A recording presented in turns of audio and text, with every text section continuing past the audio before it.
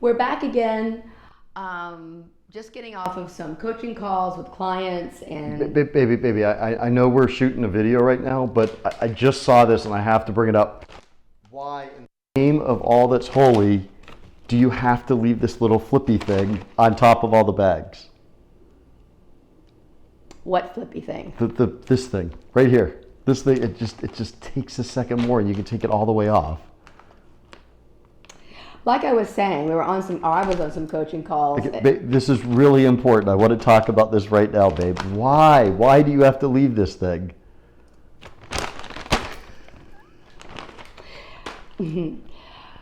As I was saying on these coaching calls, there's been a little bit of tension that's happening in the midst of all this while we're all in quarantine. And that little, well, if you're from Florida, you understand the whole hanging Chad thing. This has been an issue for not only you, but also my son, Cameron.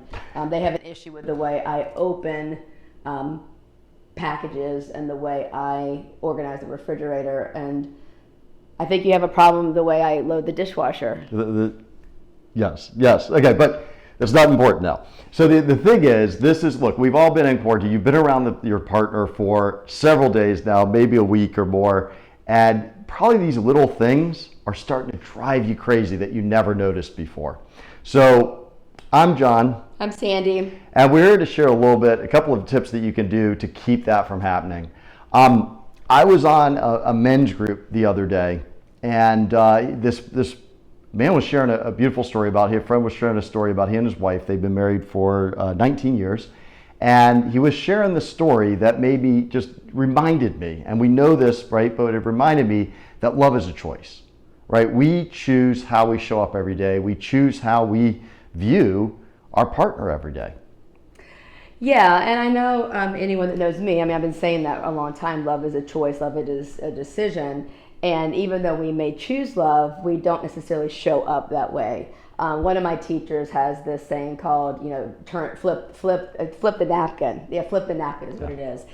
There's something going around now with Drake, and there's a challenge, I think, in TikTok, which I don't have, but it's something called flip the switch. Yeah. And it's hysterical. It's so funny. Yeah. But flip the switch. So how are you going to flip something that's so obvious? So I'll start. Since you brought this up, thank you. This is not what we're supposed to talk about today, but so be it.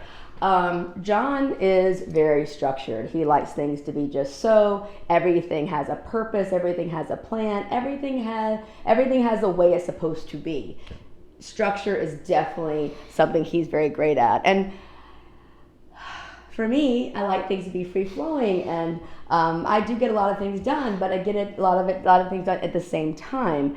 And I could choose, which sometimes when I'm in an energy poor state, to not see this as a gift, but actually what John does provide for me. And if I flip this, like for example, the way I load the dishwasher, he's right. Don't let it go to your head. He's right. Y'all heard that. The It's way all that recorded. he loads the dishwasher allows for us to have a lot more dishes in there, which is a lot more efficient, etc. As he's come on board and really enhanced my business with his structure, with his expertise and what he's going on. I mean, there's more people that are being touched by the work that I love to do and then I know I'm actually talented at, and I'm grateful for that. So his structure, the way he views the world, but also energetically I'm taking up a lot of time, but I want to say this though, that he actually has added a lot of structure to my life in the sense that I know that I'm safe, I know I'm protected, and so I can get frustrated with the fact that something like this annoys the hell out of him.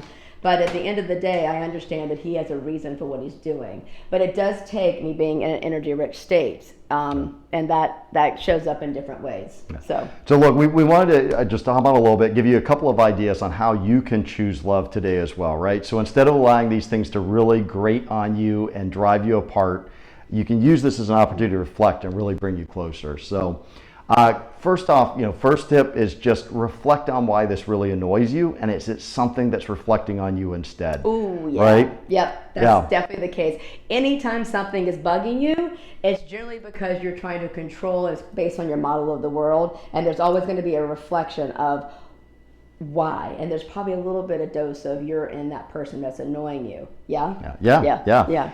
The second thing is there an option you can both live with?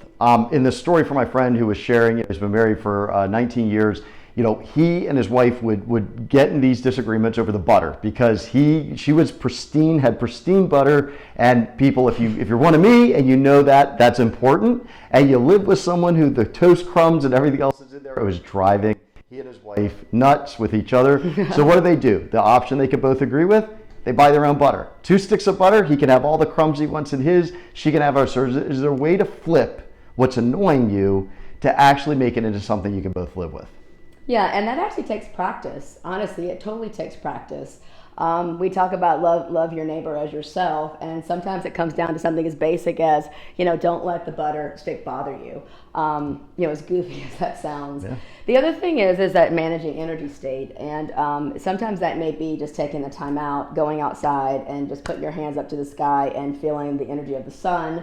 What's something you like to do to get yourself back grounded after you and I may have a disagreement, or maybe you've had something happen at work? Walk, move, get outside. Those are huge for me. Yeah. So. Yeah, and sometimes that means actually to take a time out and be by yourself and go back in. So I'm sure you probably heard a lot of these things already. We're just putting it clearly in real time. Clearly in real time. Yeah. So these are things you're going to be able to use way past us all being quarantined. I think that's it for that. One more. Okay. The last one is just the third point is, look, in the spirit of the TikTok meme that's gone viral, flip the switch. If in all points you feel like this is something, reevaluate how you look at it, right? Reevaluate how you can look at it with love. What can you do to appreciate it? Or what other qualities can you appreciate? Like I have a smoking hot wife that loves me, and she matters a lot more than this thing. So I love you, baby. That was so not what we're going to talk about, but actually I think that actually worked out really, really well because literally this is sitting here right on the countertop. So you guys have a great day, have a great weekend, and just practice putting on love and seeing everyone that you know through the eyes of the divine, through the eyes of God, and what would love do? What would love do in every single moment? So you guys take care. Take care. Bye.